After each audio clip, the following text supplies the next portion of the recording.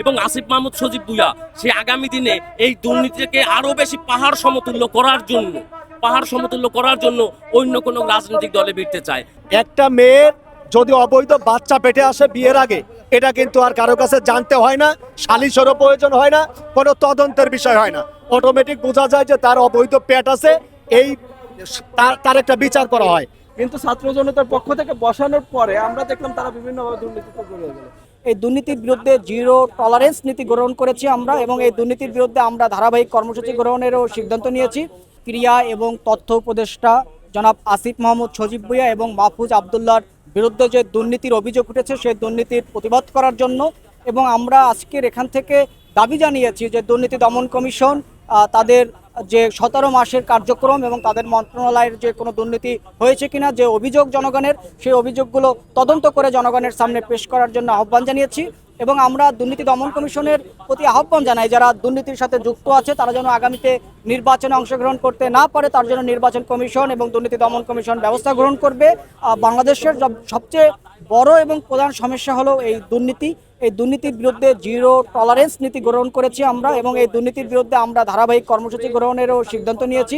আগামী দিনে এই তথ্য উপদেষ্টা এবং আসিফ মাহমুদ সজীব ভুঁইয়া এবং মাহফুজ আবদুল্লাহর বিরুদ্ধে যে অভিযোগগুলো ইতিমধ্যে আমরা পেয়েছি, এবং তাদের যে পিএস মোয়াজ্জেম এবং সাইফুলের বিরুদ্ধে যে অভিযোগগুলো হয়েছে, তাদের সেই অভিযোগের তদন্ত করে আমরা এখনও জনসম্মুখে তাদের পেশ করা হয়নি। আমরা অনতিবিলম্বে তাদের এই দুর্নীতির বিষয়ে আমরা দুর্নীতি দমন কমিশন এবং আইন শৃঙ্খলা বাহিনীর একটি পদক্ষেপ দেখতে চাই।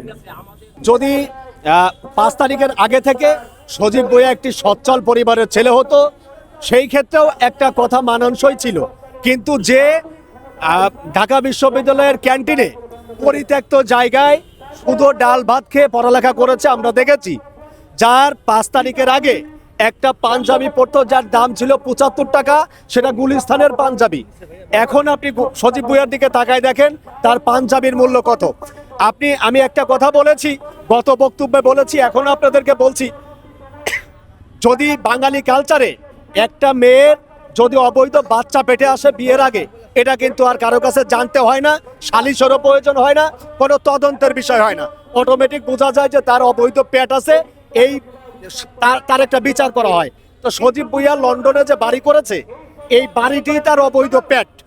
সজীব ভুঁইয়া এই যে মানি কি বলে যে আর্নিং লার্নিং কোম্পানির যে টেন্ডার বাণিজ্য করে 1300 কোটি টাকা নিয়েছে, সেটা কিন্তু আপনারাই সাংবাদিক মিডিয়া, আপনারা মানে পেপার মিডিয়ায়, টিভি চ্যানেলে আপনারা খবর প্রচার করেছেন, আমরা কিন্তু করি নাই। এখন দুর্নীতি কমিশন দুদক শেখ হাসিনার 16 বছরে তারা কিন্তু কথা বলেন নাই যে শেখ হাসিনা এত টাকা চুরি করেছে, শেখ হাসিনার ওই কি বলে যে পিএস 300 কোটি টাকা 400 কোটি টাকা নিয়েছে।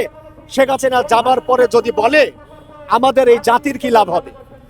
প্রেজেন্ট থাকা অবস্থায় একজন অপরাধীকে দুদক সারাশি অভিযান দিয়ে ধরে আনবে, তার পকেটে কয় টাকা ছিল এই 11 মাসে।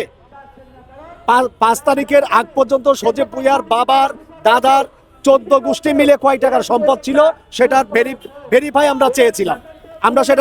আপনার সমন্বয়ক, আপনারা যারা উপদেষ্টা হয়েছেন, সকলের সম্পদের হিসাব দিন, কিন্তু কেউ আমাদের কথা শুনে নাই, 11 মাসে সেই হিসাব দেয় নাই। আলম তাদেরকে আমরা বসিয়েছিলাম, এটা সত্য কথা, তাদেরকে আমাদের ছাত্র জনতার পক্ষ থেকেই বসানো হয়েছিল। কিন্তু ছাত্র জনতার পক্ষ থেকে বসানোর পরে আমরা দেখলাম তারা বিভিন্নভাবে দুর্নীতিতে জড়িয়ে গেল, এবং তাদেরকে আমরা রেফারি হিসাবে বসিয়েছিলাম, তাদেরকে আমরা কিন্তু খেলোয়াড় হিসাবে বসাইনি। তো যেহেতু রেফারি হিসাবে বসিয়েছি, তারা রেফারি হিসাবেই থাকবে। একজন নিরপেক্ষ লোক ছাড়া কি এই সরকার, অন্তর্বর্তীকালীন সরকারে যাওয়া সম্ভব? যেহেতু নিরপেক্ষ লোক ছাড়া এই অন্তর্বর্তীকালীন সরকারে যাওয়া সম্ভব না, সেহেতু তারা তো এখন আবার নিরপেক্ষতা ভেঙে একটা দল থেকে নির্বাচন করবে, এটা কোনোভাবেই পসিবল হতে পারে না। এখন তারা যেটা করছে, এটা আসলে মানুষের সাথে এবং সাধারণ ছাত্র জনতা এবং অভ্যুত্থানের সাথে এক ধরনের প্রতারণা করছে বলে আমার মনে হচ্ছে। লিখিত অভিযোগ আসলে আমাদের দেওয়ার কথা না, এটা তো দুদকের মামলা করার কথা। কারণ আমরা দেখেছি বিগত সময়ে খালেদা জিয়ার বিরুদ্ধে মামলা কে করেছে? দুদক করেছে। তারপরে তারেক রহমানের বিরুদ্ধে মামলা কে করেছে? দুদক করেছে। জামাতের নেতাদের বিরুদ্ধে দুর্নীতির অভিযোগ কারা তুলেছে? দুদক করেছে। তো এখন কেন দুদকের ভিন্ন রূপ? ওই সময় যদি খালেদা জিয়ার বিরুদ্ধে মামলা হতে পারে, দুদক করতে পারে, এবং দুদক যদি তলব করতে পারে, কিছু হলেই কোনোভাবেই কোনো রকম কোনো সমস্যা হলে এস কে সিনহা মানে আওয়ামী লীগের বিরুদ্ধে ত্রয়োদশ সংশোধনী নিয়ে একটা কথা বলেছে, তার বিরুদ্ধে দুর্নীতি দমন কমিশন মামলা করে দিয়েছে। তাহলে এই একই দুর্নীতি দমন কমিশন আসিফ মাহমুদ সজীব ভুঁইয়া বা ডক্টর মোহাম্মদ ইউনূসের নেতৃত্বাধীন যে উপদেষ্টা, এই উপদেষ্টার মহল থেকে যে দুর্নীতির অভিযোগ আসছে, তারা কেন সেইগুলো নিয়ে কোনো মামলা করছে না, তারাই সেইগুলো নিয়ে কথা বলছে না। আমরা সাধারণ মানুষ হিসেবে তো আমাদের কাছে প্রুফ নেই, যেহেতু আমরা শুনতে পাচ্ছি বিভিন্ন মিডিয়ার দৌলতে, সেইখানে আমি তো বলতে চাই যে এই দুর্নীতি দমন কমিশনের তদন্ত করা উচিত এবং তারপরে তাদেরকে নির্বাচনের সুযোগ দেওয়া উচিত। ভূঁইয়া পদত্যাগ করে তারপর সে হলো নির্বাচন করার ঘোষণা দিয়েছে, কিন্তু আনুষ্ঠানিকভাবে আমাদের আসলে জানায়নি যে আসলে সে বিএনপিতে যাবে না বা কোন রাজনৈতিক দলে যাবে, সেটা জানায় নাই। আমার স্পষ্টভাবে জিনিসটা আসলে মনে হচ্ছে যে এই আসিফ মাহমুদ সজীব ভুঁইয়া যে ক্ষমতার কেন্দ্রবিন্দুতে ছিল এই 17টা মাস, এই কেন্দ্রবিন্দুতে থেকে যে পরিমাণ দুর্নীতি এবং লুটপাটের সঙ্গী হয়েছে, ঠিক আছে, এবং এর কারণে এই যে 100 কোটি টাকা আসলে বাতাসেও ঘুরে বেড়ায়, চার দোকানে আড্ডা দিলেও বলে মানে সবচেয়ে বেশি দুর্নীতিগ্রস্ত এই উপদেষ্টাদের মধ্যে আসিফ মাহমুদ সজীব ভুঁইয়া, ঠিক আছে, সেগুলো চার দোকানের দ্বারে মানুষ আলোচনা করে।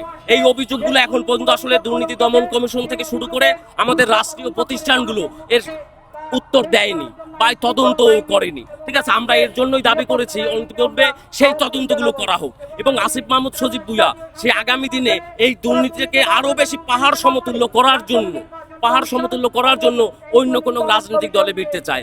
আমার কাছে মনে হয় বিএনপি যাওয়ার জন্য সে অনেক চেষ্টা করেছে, আমরা সেই অনেক সূত্র থেকে সেটা জানতে পেরেছি যে সে সেই কুমিল্লা থেকে তার ভোটার আইডি নাম ট্রান্সফার করে ধানমন্ডি নিয়ে আসলো তার 10-এ করার কথা, কিন্তু আমরা দেখতে পেলাম যে মানে আসিফ মাহমুদ সজীব ভুঁইয়াকে মানে এইরকম একজন দুর্নীতিগ্রস্ত উপদেষ্টাকে আসলে বিএনপি কোনোভাবে নিবে না বলে আমি মনে করি।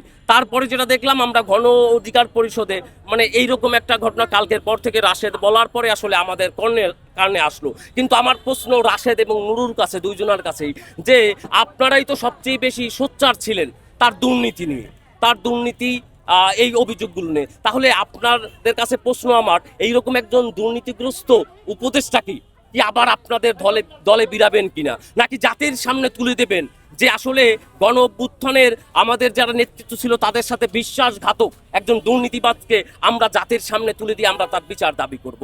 সেই প্রশ্নটা আমি রাশেদ এবং এর কাছে নুরুর কাছেও রাখতে চাই।